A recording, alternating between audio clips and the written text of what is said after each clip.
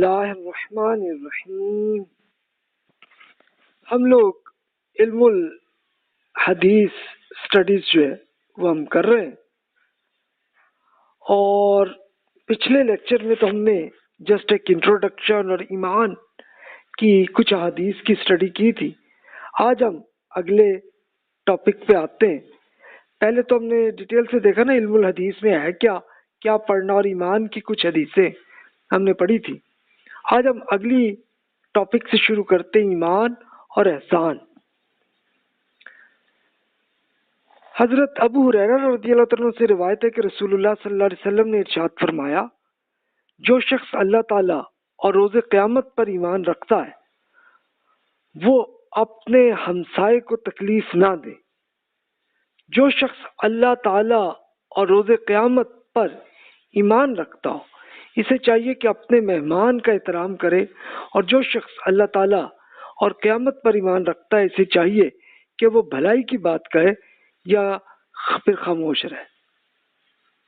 یعنی آپ دیکھیے کہ یہ ارشاد ہے اللہ تعالیٰ اور قیامت پر ایمان رہے، اور اپنے اس کا مطلب یہ بھی آیا کہ کسی بھی ہمسائے کو، کسی ساتھی کو تکلیف نہیں دینی ہم نے۔ جو شخص بھی اہل اللہ تعالیٰ اور آخرت پہ ایمان رکھتا ہے پھر مہمان کا بھی احترام کرے، اور اس کے ساتھ یہ بھی فرمایا گیا کہ بھلائی کی بات ہی کریں، کوئی برائی کی بات نہ کریں۔ اچھا اب آگے دیکھیے، ابو ہریرہ رضی اللہ عنہ سے کہ رسول اللہ صلی اللہ علیہ وسلم نے فرمایا، دین بہت آسان ہے، اور جو شخص دین میں سختی کرے گا تو وہ اس پر غالب آ جائے گا۔ چنانچہ آپ لوگ میانہ روی اختیار کیجئے، یعنی اعتدال کے ساتھ قریب رہیے اور خوش رہیے، خوش ہو جائیے کہ آپ کو ایسا دین ملا ہے کہ جو صبح اور دوپہر کے بعد اور کچھ رات میں عبادت کرنے سے دینی قوت حاصل کیجیے آپ۔ یعنی اب یہ بتایا گیا کہ دین بہت آسان ہے، دین کے جتنے احکامات ہیں بہت آسان ہے، اس میں کوئی کمپلیکیشن نہیں ہے، کچھ بھی نہیں ہے، اور اگر آپ نے اس کو خود اپنی طرف سے سخت کرنے کی کوشش کی تو پھر وہ آپ پہ غالب آ جائے گا، یعنی پھر آپ کے کنٹرول میں نہیں ہوگا، کوئی نیکی آپ نہیں کر پائیں گے۔ پھر تو آپ جو بھی آپ کو فلسفہ، جو آئیڈیا آپ کو آ گیا تو بس آپ پھر پھنستے چلے جائیں گے۔ اس کو رسول اللہ صلی اللہ علیہ وسلم نے واضح فرمایا۔ اب اگلی حدیث دیکھتے ہیں، سیدہ عائشہ رضی اللہ عنہا سے کہ نبی کریم صلی اللہ علیہ وسلم ایک مرتبہ ان کے پاس آئے، اور ان کے پاس اس وقت ایک خاتون بیٹھی ہوئی تھی۔ تو رسول اللہ صلی اللہ علیہ وسلم نے پوچھا ان سے خاتون کے بارے میں، پوچھا بھی یہ کون خاتون ہے؟ تو عائشہ رضی اللہ عنہ نے بتایا یہ فلاں خاتون ہے، اور پھر ان کی نماز کی کثرت کا حال بیان کرنے لگی۔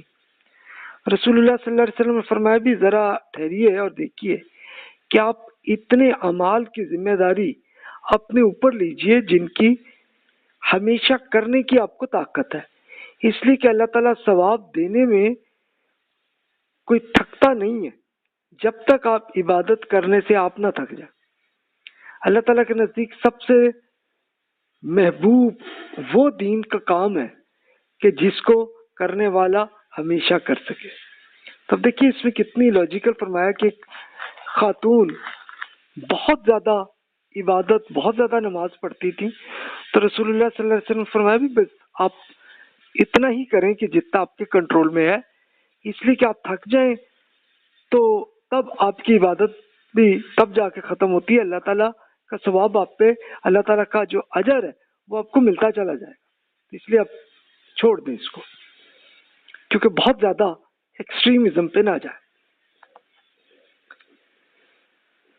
ابو ذر رضی اللہ عنہ بیان کرتے ہیں کہ میں نے عرض کیا، اے اللہ کے رسول، اعمال میں کون سا عمل سب سے افضل ہے، سب سے اچھا کون سا ہے؟ تو رسول اللہ صلی اللہ علیہ وسلم نے فرمایا اللہ تعالیٰ پر ایمان اور اس کے راستے میں جد و جہد کرنا۔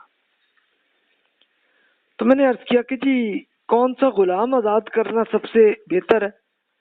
تو رسول اللہ صلی اللہ علیہ وسلم نے فرمایا جو اس کے مالک کے نزدیک سب سے اچھا اور قیمتی ہو۔ میں نے عرض کیا اگر میں ایسا نہ کر سکوں تو آپ نے فرمایا کہ کسی کے کام میں اس سے تعاون کر دیں، یا کسی بے ہنر آدمی کے لیے کام کر دیجیے اسے۔ میں نے عرض کیا جی اگر میں یہ بھی نہ کام کر سکوں پھر؟ تو رسول اللہ صلی اللہ علیہ وسلم نے فرمایا کہ لوگوں کو اپنے شر سے محفوظ رکھیے، اس لیے کہ اس کی حیثیت آپ کو اپنی جان پر صدقہ کی طرح ہو جائے۔ یعنی اب دیکھیے کہ ابو ذر انصاری رضی اللہ عنہ سب سے اچھا عمل پوچھنا چاہ رہے تھے نا، تو رسول اللہ صلی اللہ علیہ وسلم نے یہ بتایا ایمان لائیں اور پھر جد و جہد کریں اللہ کے دین کے لیے، جس کو عربی میں الجہاد کہا جاتا ہے۔ الجہاد کا مطلب ایک تو جنگ بھی ہوتی ہے اور اس کے علاوہ اور بھی جد و جہد دینی معاملات میں، جس میں ایجوکیشن بھی ہوتی ہے اور لوگوں کی خدمت بھی ہو سکتی ہے، یہ سب چیزیں بھی جہاد کا حصہ ہے۔